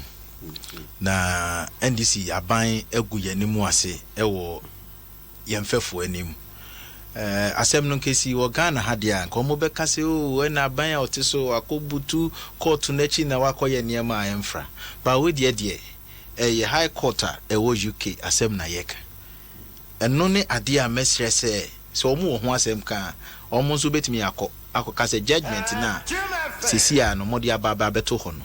Yen as abanya na ye woso wo Ghana between 2009 to 2015 eguye hufin eguye man hufin eno na mehwehwe se omampanyi Mahama ne na pamfo ebetu saa na mo no na se Batanga defense na wo mu person mu ye politics of equalization eno no emfa ententam yeni ha eno omampanyi dada wonya ne ba bi kro Professor, the late Professor J.E.M.S. Nyamenfa ne crency ye. She said, Mrantia me and Sato, Jose Misremo. Sir, Embraer 190 aircraft. Mr. Oh, me patch on my Minkasa. Mr. Oh, no, my Minkasa. Former Deputy Minister, my Minkasa. What you are saying is a lie. Oh, because me Chuma Babeshem, Utie. And me Chuma Beshem, Tino Ubeshem. Blatant lie. Tia the American, me we are Ubeshem. Blatant lie. Mention the name for the people Brigadier General, retired Aloti, no account. Honorable William Abua, no account. Honorable Robert Amoa, no account. I don't know Mamin Kasa. Oh, I don't know Mamin Kasa. Martin Abidou, Opa, Betty. Martin Abidou, the Kasa didn't you? What beside the say? Martin Abidou, Betty, you beside the question, say, who now can say, Open your everyone Manisionum no tie de me come asem no. Martin Abidou said it live at Parliament during vetting. Said you okay and you know. Oh, he said it was a lie. Okay, Monsieur, please. Oh my penny dada J.E. Mestiasia. Can go be do hu ya papa. Go be do hu ya. Me say oh my penny on baby court ya na go be do hu ya. Okay because I don't think go be do hu ya because I no put his team together to investigate then a vice president former Penyon baby crop Professor J.E.M.S. and no put his uncle from Bubo Mudi say Omushe na deal na no man penny Embraer 190 na or man penny Mahama or dear Mumia Kotoy as a chairman for Armed Forces Council no one mushishem. I didn't say not to work a kakano. Okay, say your name near Coswana. Some of us, your retentive memory. Yeah, no more short memories so chromo ha.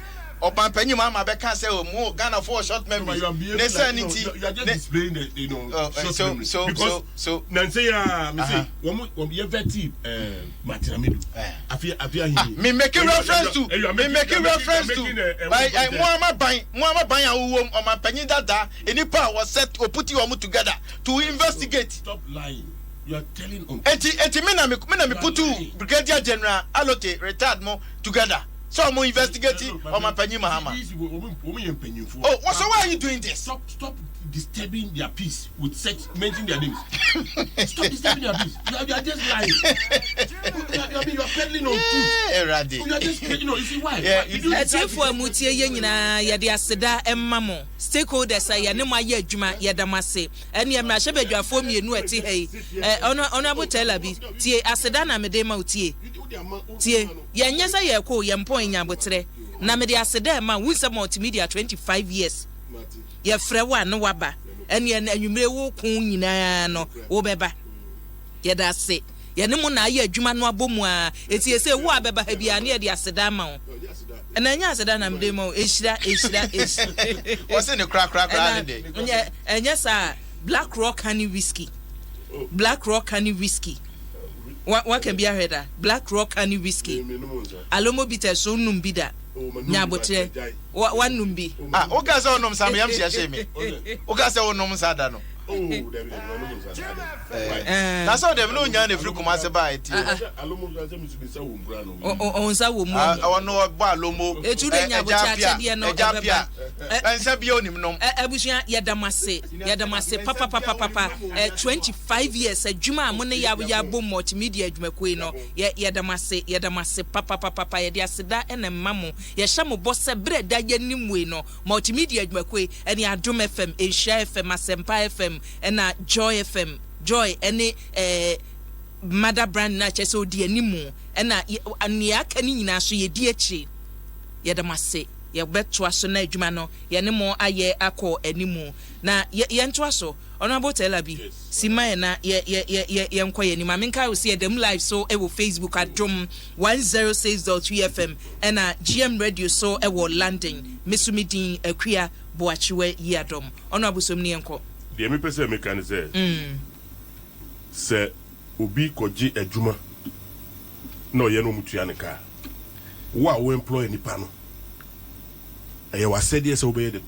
check the background and no enne no Ghana for NDC aban enye yen ene ekọ contract obi so onko pe aircraft brey. It was an arrangement between Airbus and the woman counterpart Spain near there. And I will be introduce you products at the actually yen suno ya so ekoso hwe ena ye pay husika ena ekotoye as to whether the person was paid na nipa no ejuma no yes mu fo se mu tua ne kama no brusu mu fo se he doesn't have the the expertise near there na mu go tua ne kama no brusu. It is not our business because no are added to the cost of ye play na ye toye no because marketers omunyam omunam onyina omu market at the commission etua omka until be the genuine business no ye it has nothing. And in the report no so no and say etua government official bia etua bribe be the man and until no and now omampanyi say yenkoye investigation. My only worry is that minuanu wama be say ade no because I don't know no say na wo kan no aka say enye ye business emfa ye ho enye ye business. Yes. Mejiri also waka judgment no 80.53 no say the payment were intended to induce or reward improper favor by the government official one towards Airbus. Listen, the you see was intended. The payment was please. The payment was intended. Right? You will come here. Question yantati. Then okay. Question yantati was going to take 4 million. No, the akomo omampenyi. But then also omana mane odi muhwe.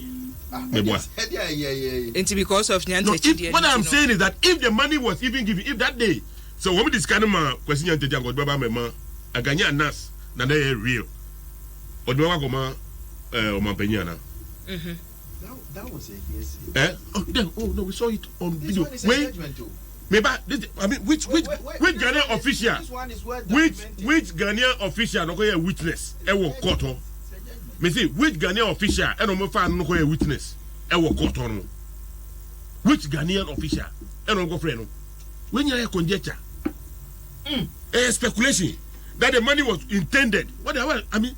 Judgment delivered by was intended. Of jurisdiction. The money was intended. Please. If they were sure, they would have said it in black and white that the money was given to this person. That it was intended. An intention. It was intended. Obi natural ni brofu, right? And into the American say, no money was paid to any Ghanaian official. Otherwise, it would have been stated in black and white. 3.9 million. Let us wait. If that's indeed, what they paid. No, what I'm saying that if you trust your president, our president, Nana Akufo-Addo, what I'm saying is that if you trust, my brother, to who? To intermediary 5. And American say intermediary 5 is he a government official? Yes, we're close relative Can you to a imagine? government official one. Close relative. So it makes it, I mean, automatic. So you see, so today we agree. So once the person is related to the president, then everything he gets goes to the president. So I will not be wrong when I cite this government as a family and friends, and that they are on, a road to state capture. So mention it. Oh, I can mention plenty. I can mention plenty. State, because you are not the host, so I will not even follow you on that. So what I am saying is that if at the end of the day, like what they have done, if Martin Amidu even comes out with something contrary to what they have said, what are they going to tell the people of Ghana? And my conclusion is that his own party people do not trust him. That is why I believe that he's not in charge.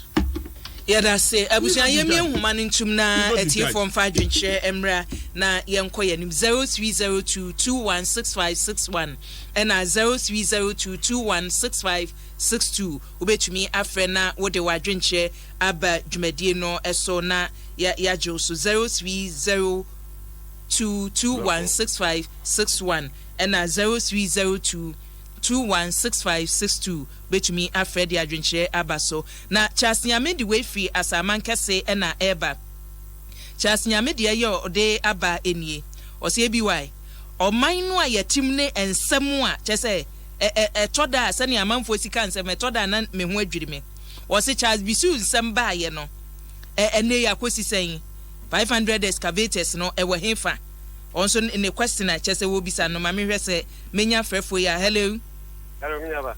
Minya udi ni baby afrefe. Oh, etia ofaya oni. Ofaya mi nti o. Etia mikro.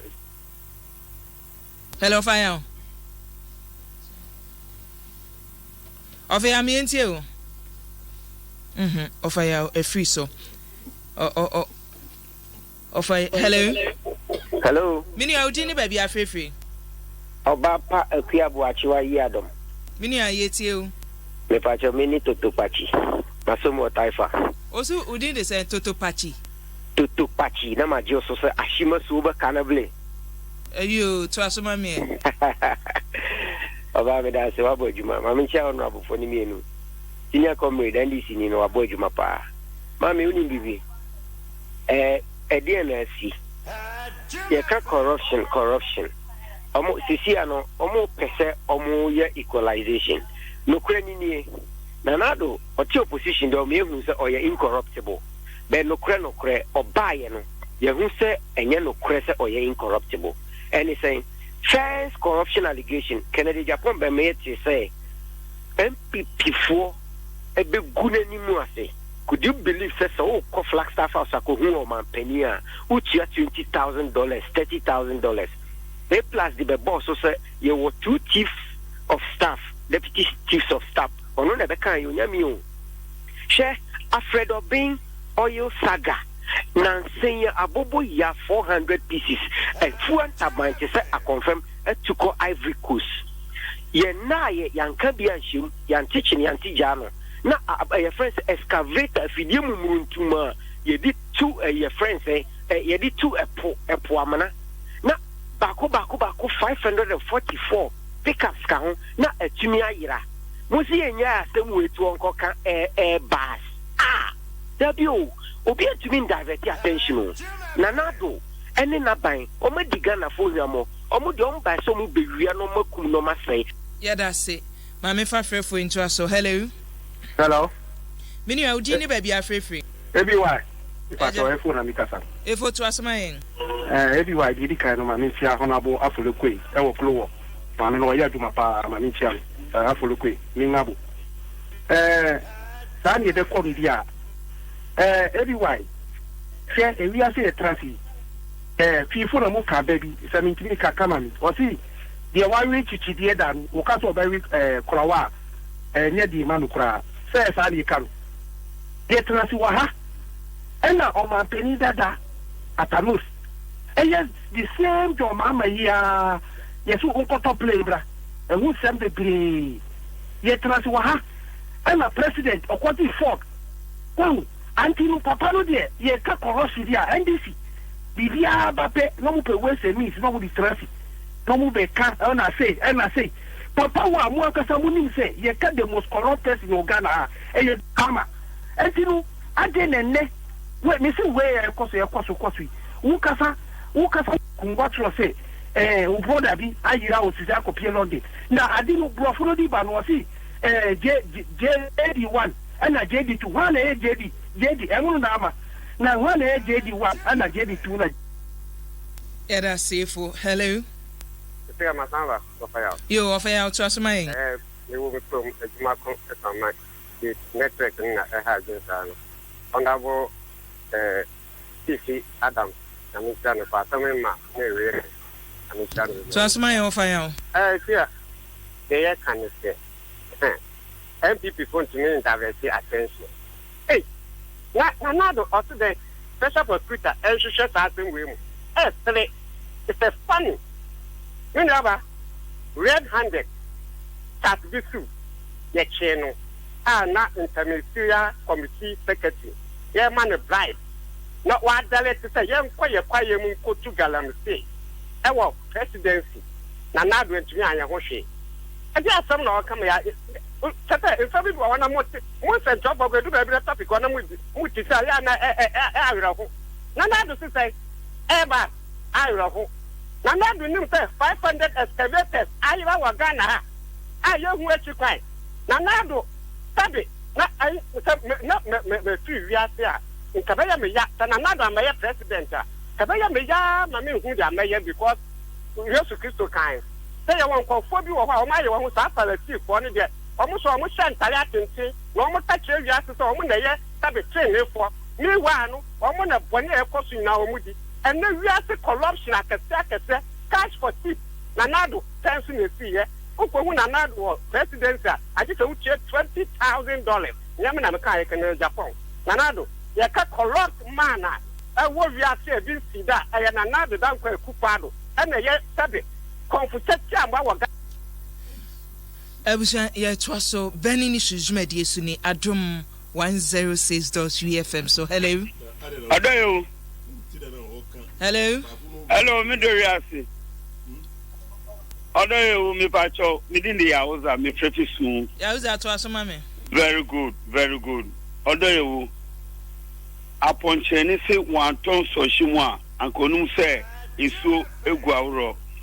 Na eye pan se banchinya oja na ebekire eye se ye to abama yem papa and wa be president na Nekufuado odo e wiye hwe bibie se NDC mreso and confirm etu ko Burkina yes odo minu mienu ina ye dia dance se confirm ya apo bia trade am for boss ro asase no o ma won tabai odo e yesha abobo ya and the nipa da seni insano ade abobo ya so enti se moba fun a me dey afre adumo efemu yi odi show kotokumu an eyira be 500 including pickups some machine ya me ma menim papa no amunni mu a machine tintin a ya yedi tu gotemu ye yero kwan a yedi tu gotemu akesi be over 500 eno ayira nemo eye adepa ema na Nekufuado ne MPP Sanka John Dramani mama Mirisu pana Ghana fu muntieni ye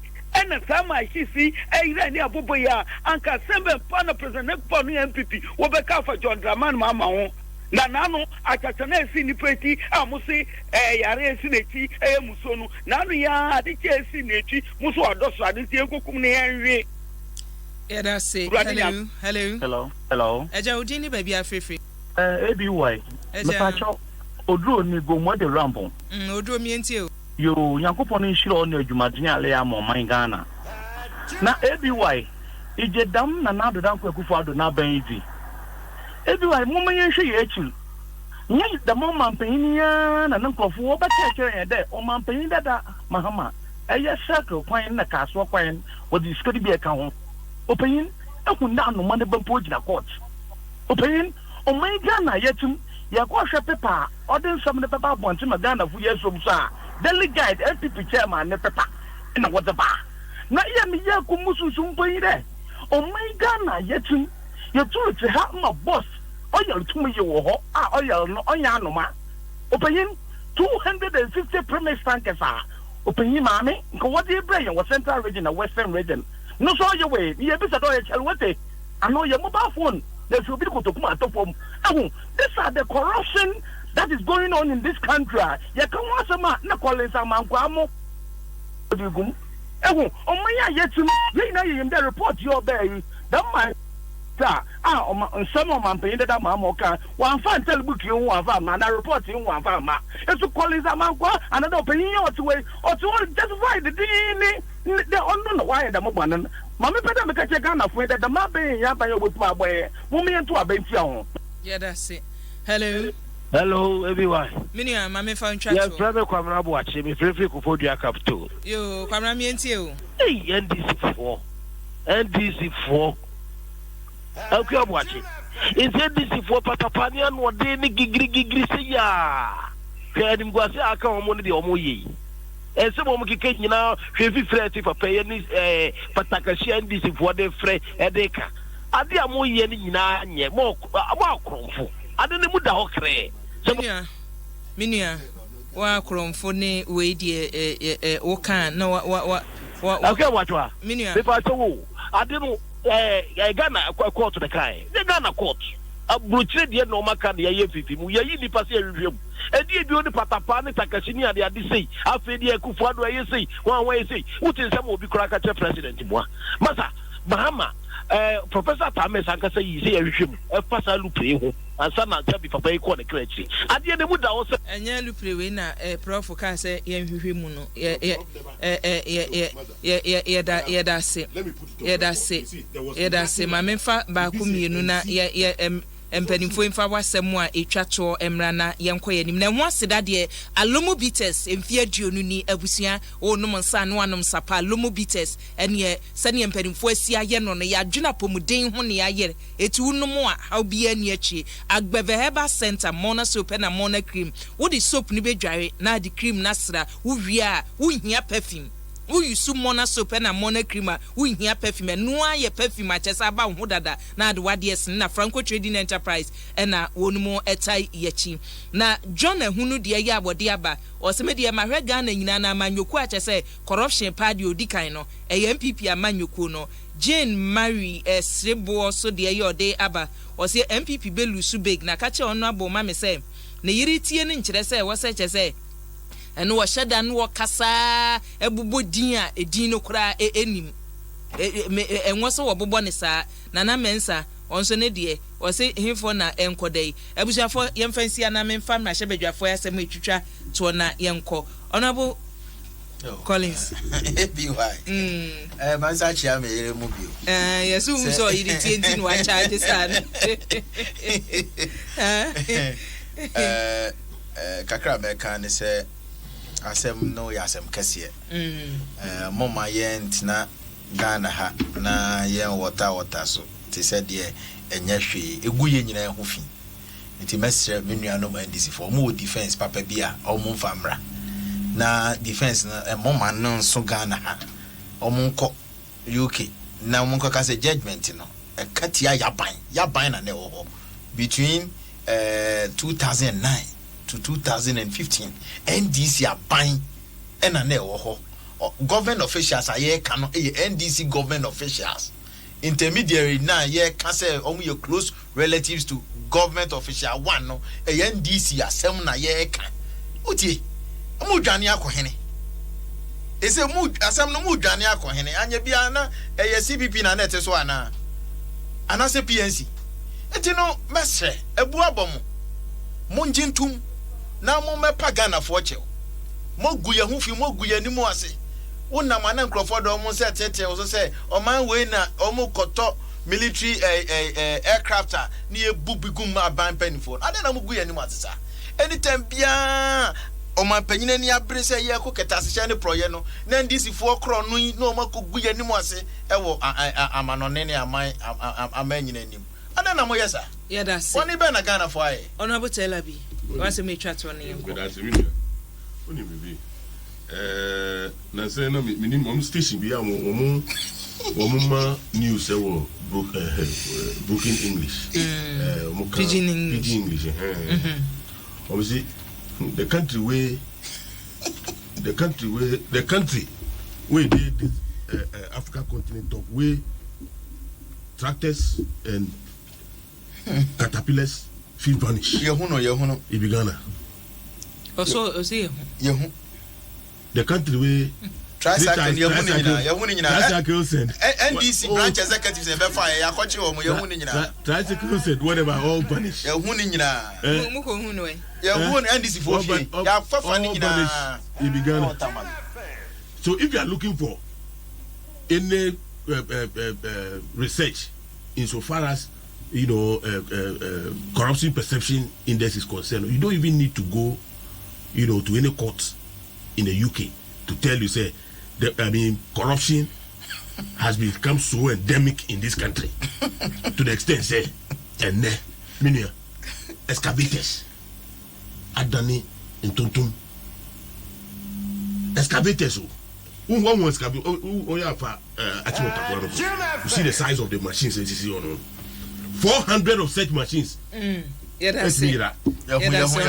It me and yet Akufo-Addo aban. Emrashebedwafo ase onimoyanfo Ebenezer Oklitete Labi Emrashebedwafo momamfo or Emrashebedwani momamfo yo lower menya krobo former deputy minister defense and interior and a member of parliament for Menshianov also uko Emrashebedwamodwam tani abedi ache yi ohwe committee ye hwe bamboso eno no munyanfo Collins Owusu amankwa de na se me producers list bo kwadwo fodwo Abednego Asante Asiedu Kwamkule no Felix Animapau Frank Milovan and a Facebook live Obroni Mary Adaroma and wodi etu misumidin e de akua boachiwe yi adomabusua ye da Alomo Bitters Alomo at 20 Agbebe Herbal Center Franco Trading Enterprise ye da onum nyina se e wo moa wode aboayen Madam ase Emma Muniti abusua munyimifo na ne emfa nyame asem entoaso